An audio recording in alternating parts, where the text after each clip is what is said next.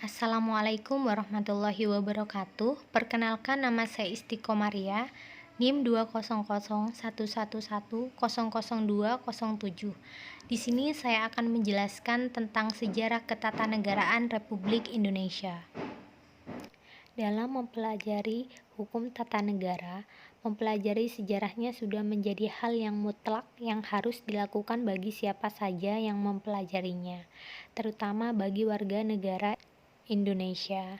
Dalam perkembangannya, sistem ketatanegaraan di Indonesia juga mengalami proses yang panjang.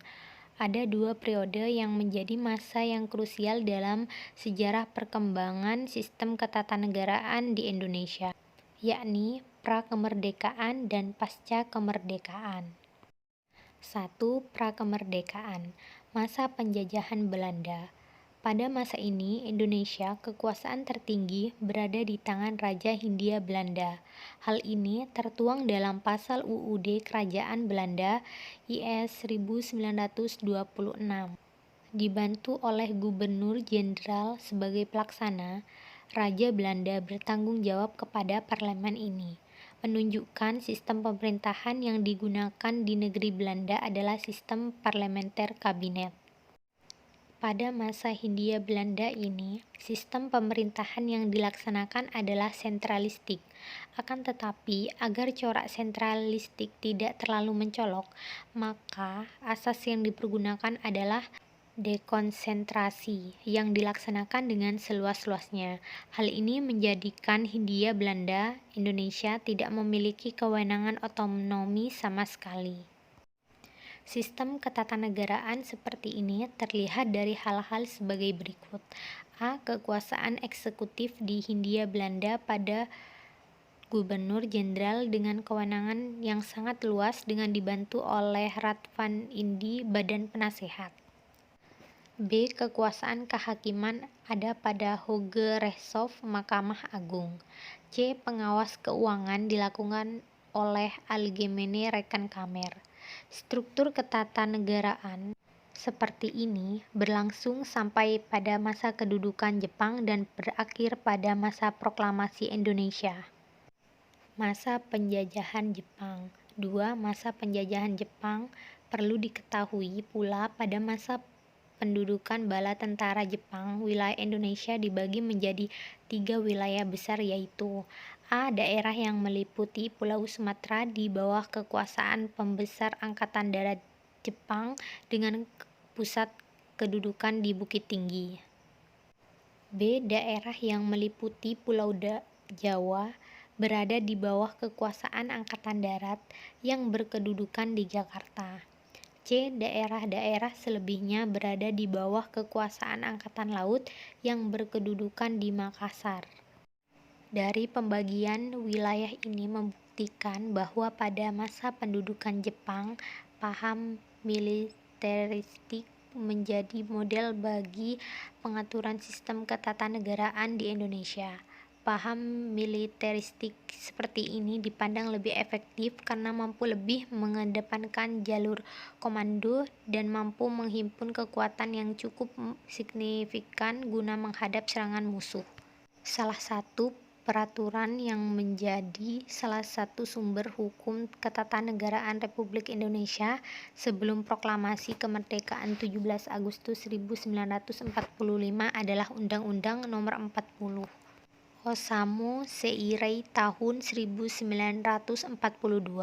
Osamu Seirei adalah peraturan atau undang-undang yang cenderung berbau otoriter atau pemaksaan. Pengundangan atau pengumuman mengenai Undang-Undang Osamu Seirei ini dilakukan dengan cara ditempelkan pada papan-papan pengumuman di kantor-kantor pemerintahan Jepang setempat. 1. Kemerdekaan Indonesia. Adapun pelaksanaan undang-undang yang berlaku di Indonesia sebagai berikut.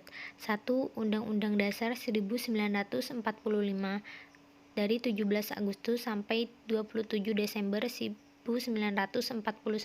Sehari setelah proklamasi 17 Agustus 1945, Undang-Undang Dasar 1945 disahkan pertama kali oleh Panitia Persiapan Kemerdekaan Indonesia. Pada saat itu, dimulailah babak baru penyelenggaraan ketatanegaraan berdasarkan Undang-Undang Dasar 1945. Bersamaan dengan itu, telah dipilih dan ditetapkan pula Presiden dan Wakil Presiden, yaitu masing-masing Insinyur Soekarno dan Dr. Andes Muhammad Hatta. 2. Konstitusi RI 27 Desember sampai 17 Agustus 1950. Peristiwa terbentuknya negara RIS diawali dengan konferensi meja bundar antara Belanda dan Indonesia di Den Haag dari tanggal 23 Agustus sampai 2 November 1949 ialah kerajaan Belanda harus memulihkan kedaulatan atas wilayah Indonesia kepada pemerintahan Republik Indonesia Serikat, dan pada hari itu sama pula Republik Indonesia menyerahkan kedaulatan kepada Republik Indonesia Serikat dan menjadi salah satu dari 16 negara bagian dari Republik Indonesia Serikat. 3. UUDS 1950 17 Agustus 1950 sampai 5 Juli 1959. Seperti telah diketahui bahwa negara RIS adalah hasil kompromi antara Indonesia dengan Belanda. Dalam posisi terdesak, Indonesia menerima RIS. Namun negara RIS dari KMB tidak sejalan dengan cita-cita dan perjuangan bangsa Indonesia. Maka pada tanggal 27 Desember 1949 dirintis untuk kembali kepada negara kesatuan dengan proses pemulihan kedaulatan. 4. Orde Lama 5 Juli 1959 sampai 11 Maret 1966.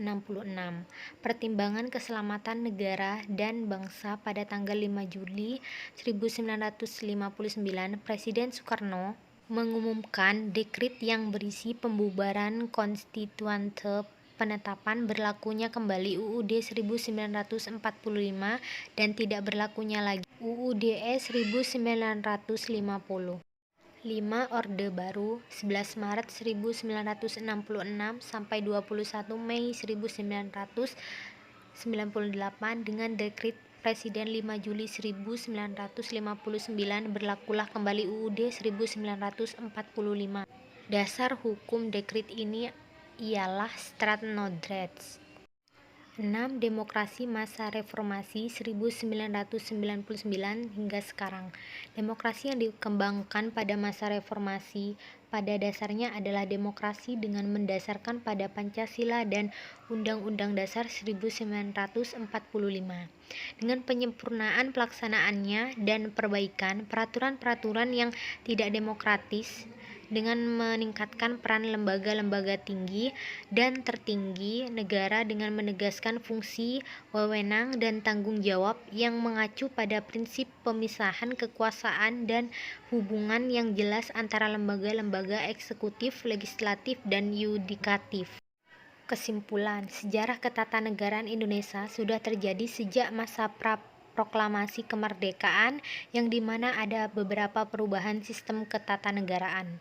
Pada masa penjajahan, sistem ketatanegaraan Indonesia masih diperlakukan oleh kekuasaan para penjajah. Pada masa pasca proklamasi, Indonesia sudah mulai membenah dalam sistem ketatanegaraan yang buktinya telah terjadi beberapa sistem ketatanegaraan yang telah ditetapkan seperti pemberlakuan UUD 1945.